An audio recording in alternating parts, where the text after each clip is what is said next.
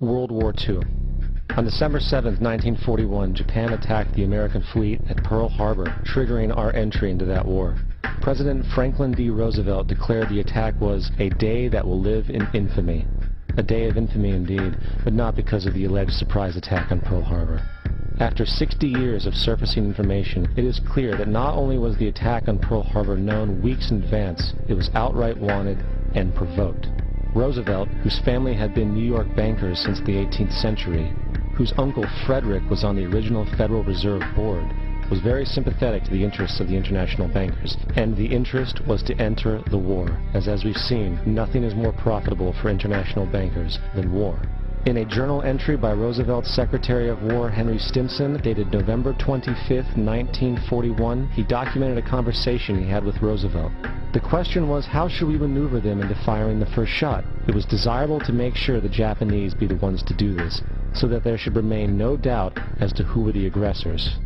In the months leading up to the attack on Pearl Harbor, Roosevelt had done almost everything in his power to anger the Japanese, showing a posture of aggression. He halted all of Japan's imports of American petroleum. He froze all the Japanese assets in the United States. He made public loans to nationalist China and supplied military aid to the British, both enemies of Japan in the war, which, by the way, is completely in violation of international war rules. And on December 4th, 3 days before the attack, Australian intelligence told Roosevelt about a Japanese task force moving towards Pearl Harbor. Roosevelt ignored it. So, as hoped and allowed, on December 7, 1941, Japan attacked Pearl Harbor, killing 2,400 soldiers. Before Pearl Harbor, 83% of the American public wanted nothing to do with the war. After Pearl Harbor, 1 million men volunteered for the war. It is important to note, Nazi Germany's war effort was largely supported by two organizations, one of which was called IG Farben. IG Farben produced 84% of Germany's explosives, and even the Zyklon B used in the concentration camps to kill millions. One of the unspoken partners of IG Farben was J.D. Rockefeller's Standard Oil Company in America. In fact, the German Air Force could not operate without a special additive patented by Rockefeller Standard Oil. The drastic bombing of London by Nazi Germany, for example, was made possible by a $20 million sale of fuel to IG Farben by the Rockefeller Standard Oil Company. This is just one small point on the topic of how American business funded both sides of World War II.